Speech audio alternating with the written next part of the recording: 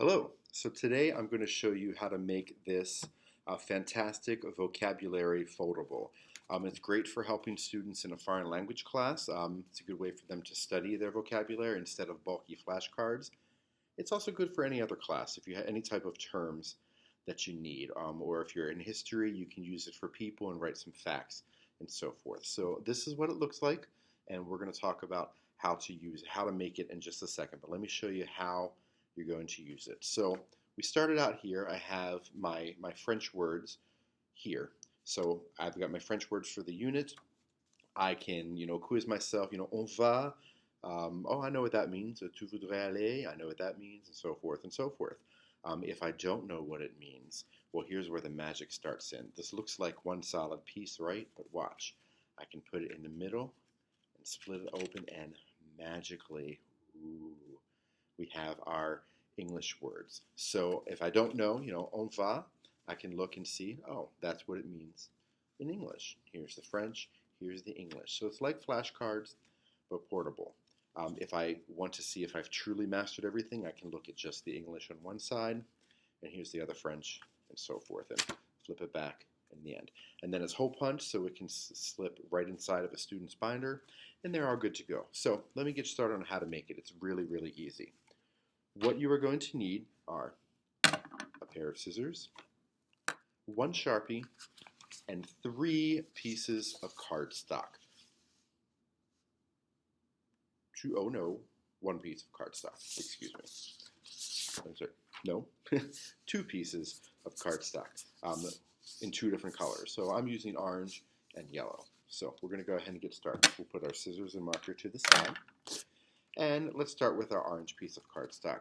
You're going to take this in a portrait orientation, fold it over in a hot dog fold. That's apparently what they call it in elementary and middle school now.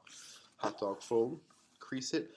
I like a sharp crease, so you can go ahead and do it with scissors and unfold it. So essentially you have divided your paper in half.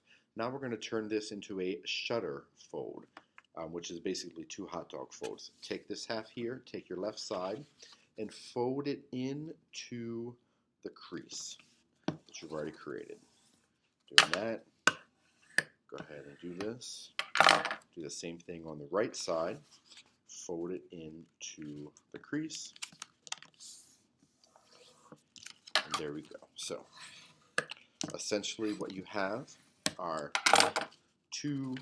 1 piece of cardstock divided into 4 sections.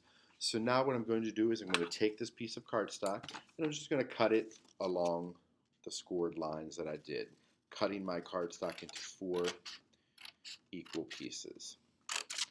Now this may seem like a daunting task when you first do it. I learned how to do this from another teacher, and I learned in about 3 minutes, and it was pretty easy for me. I did it with my classes today, a class of 9th graders, and it took us about 45 minutes to do it all together as a class, but they did surprisingly well. I was afraid that they wouldn't be able to follow, but no, they did very well. And we're going to go ahead and do these for every lesson of vocabulary. And I'm confident that as we keep doing them, they will get better. So I've got my 4 pieces, and you'll see they're not quite exactly neat, but that's okay, because now what I'm going to do is I'm going to trim them down a little bit. So I'm going to take each piece, and I'm going to cut, I don't know what the measurement is, a couple millimeters off of there, but you can look and you can see I'm not cutting a whole lot off, but do that for all 4 pieces as well. And again, the beauty about this is it doesn't have to be perfectly straight. It's still going to work even if it's a little messy. And if your students are perfectionists, they may worry that it's messy. Tell them it's okay as we continue. It's like any skill. As we continue to do it, they will get better. So we've got 2 cuts. And this is also a good opportunity to clean up those edges. Now, if you're doing just one for you, of course, you could use a paper cutter. I don't have 30 paper cutters for my class. We had to use scissors, but either way is fine. A paper cutter will guarantee that it's extra neat. So we've got our 4 pieces cut. We're going to set those aside. And now what we're going to do is we're going to take our other sheet of cardstock, and you're essentially going to make the same fold. So we're going to do a hot dog fold. All the way down. Open the hot dog back up, turn it into a shutter fold. Take the left side, fold it into the crease,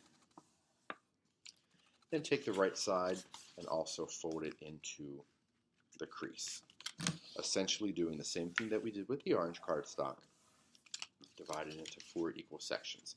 But now is where I'm going to do something different. I'm going to open it back up, do my hot dog fold again. So I folded it back. And you will see that here I have the folded edge and the open edge. So turn it so that the folded edge is facing you and the open edge is at the top. And now we're going to cut. And how many cuts depends upon how many tabs you want to make. You have to remember that students will be writing on these tabs. So I think that 10 to 12 will be fine. So we're going to cut from the folded edge all the way to the creased line. All the way to the creased line. And it needs to go all the way. If it doesn't go all the way, your students will find when they go to assemble these that it's not quite going to work as well as it should. So, and they'll learn by trial and error. So we'll cut all the way down. Keep cutting. Again, they don't have to be perfectly even. Your students will probably ask, can we use a ruler? No, they don't need a ruler. Just eyeball it and it will be fine if they want to be a perfectionist about it. But once they learn how to make one, they can make it at home. Now you do want to make sure that you use cardstock. Regular paper is not going to work for this because momentarily we're going to be weaving it in and out. So you can see that some of my tabs are not all the way even. I have 1, 2, 3, 4, 5, 6, 7, 8, 9, 10, 11. 11, that's perfect. So you're going to open it up and it's going to look something like this. Fantastic. So now what we're going to do is we're going to begin the assembly. I have my 4 pieces, my 4 strips. I only need 2, so put 2 aside and save them for another day, or have them share with the student. So now I'm going to weave, do a little basket weaving. Start by going under and over. And this is, for me when I did this in class, this and the cutting from the folded edge was the hardest part for my students to master, but most of them picked it up very quick, and there were always some kind students next to them who would help each other out, so I could really stay up here and show them how to do it. So we've got one side.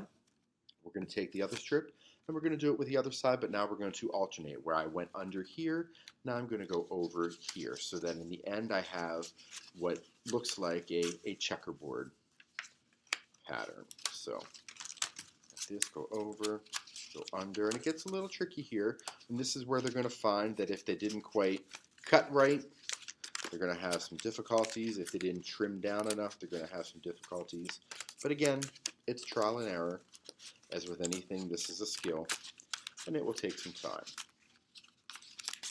But soon they'll be able to make them faster than you can, probably.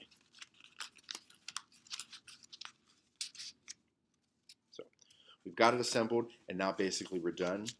We can start writing. So I like to tell my students to fold it up like a W.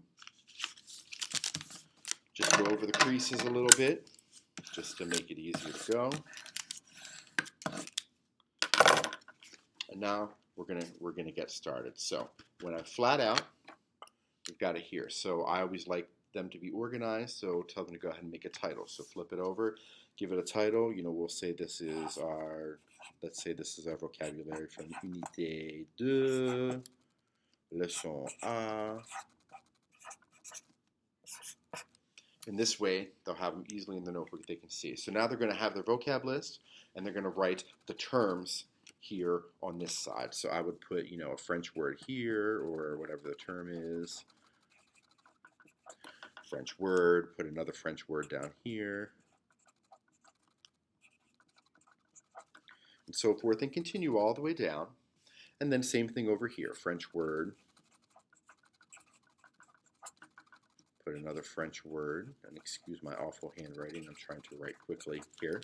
French word, and so forth and so forth. So I've covered this in French words. Now is where the fun starts. I'm going to split it open. The angels are going to shine down from heaven. Ah, and I've got nothing. So now I'm going to write the English word. They got the French word here. I'm going to write the English word for that French, or the definition or an explanation or something that they may have. Over here I've got the French. I'm going to put the English, and so forth and so forth, going all the way down. And then so when I'm done, it's going to look like this one does here. And of course I've hole punched it again, so I've got all the French here.